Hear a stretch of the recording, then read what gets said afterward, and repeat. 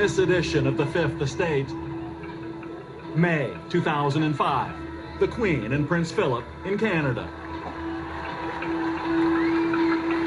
In command of their flight, an officer on his way up in the Canadian Forces, Lieutenant Colonel Russel Williams, rising through the ranks, if not a household name, yet. Arrested Russel Williams, 46 of Tweed, for first-degree murder. Russel Williams would not be on this past summer's royal visit. Once the model of a military man, he's now accused of a bizarre and violent crime spree. 2 counts of first-degree murder, 2 brutal sexual assaults, 82 break, enter, and theft-related charges. Tonight, the story as you haven't heard it told before, from the victims. I have bad dreams, nightmares, but I can't stay alone very well. The commanding officer. How could we have missed this? Is there something that we did or didn't do that would have given us a clue? His longtime friend. I heard the name Williams, and I heard murder, charge. It felt like someone had kicked me in the groin as hard as they could a couple of times. I vomited. I just couldn't believe it. I still can't believe it. Hello, I'm Bob McEwen. Welcome to a new season of the Fifth Estate. Colonel Russel Williams seemed the embodiment of the military ideals of duty and honor. Pilot for prime ministers and royalty, commander of the secret Canadian base in the Persian Gulf, and in 2009, appointed commanding officer of Canada's biggest, most important Air Force base here in Trenton, Ontario. Russel Williams' fall from grace is a frightening reminder of the unpredictability of human behavior. We should remind you that none of the charges against him have yet been proven in court. This is what we have discovered.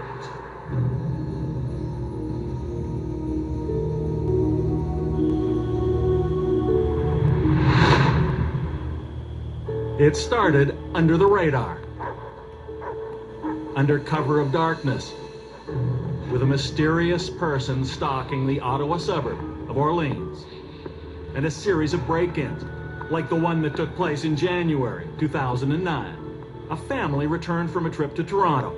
As their teenage girl unpacked, she noticed something strange. My daughter came running down the stairs telling us that all her underwear were gone out of her drawer. And we kind of laughed and said, check the floor, because you know how teenagers are, or check the laundry or whatever. And she said, no, I'm serious, there's nothing left in my drawer. Brenda Constantine and her husband Brian Rogers wouldn't laugh for long when their daughter discovered what else was missing. She went back up and she realized there were dresses gone, there were shoes gone, all her bathing suits, photographs of herself had gone.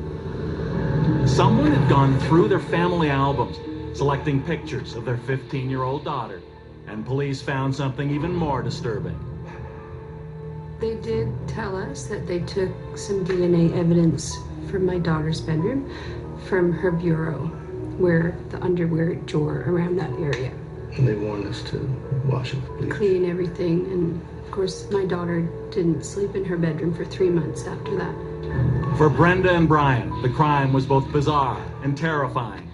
Someone was targeting their 15-year-old. We wouldn't let her go anywhere or do anything alone. She wasn't allowed to stay home alone. Her brothers basically were her bodyguards for the day, and us, and we had friends looking out for her as well. Orleans, Ontario is a bedroom community for the nation's capital, home to many members of the military and their families. At the time, they included Russel Williams and his wife. On the fast track in the forces, Lieutenant Colonel Williams had been commander of Canada's Air Transport Squadron, a key job at a time of war. The commanding officer of Canada's Air Force was then Lieutenant General Angus Watt.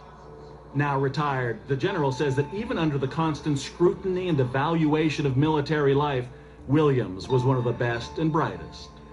Unusually calm, very logical, very rational, and able to produce good quality staff work in a fairly short time, which is a valued commodity in Ottawa. But in Russel Williams' neighborhood in the suburb of Orleans, the mood was far from calm. You know, I remember talking to friends of that, and some of them would be really spooked, and some others would, you know, take it with a grain of salt almost. But, you know, the ones that were really spooked were really spooked. During 2008 and 2009, there were 34 similar break-ins and attempted break-ins in the area, resulting in the theft of hundreds of intimate female garments, all from homes not far from the house where Lieutenant Colonel Williams lived. Ottawa police warned residents to be vigilant. They called the incidents very peculiar in nature. The search for a suspect was on.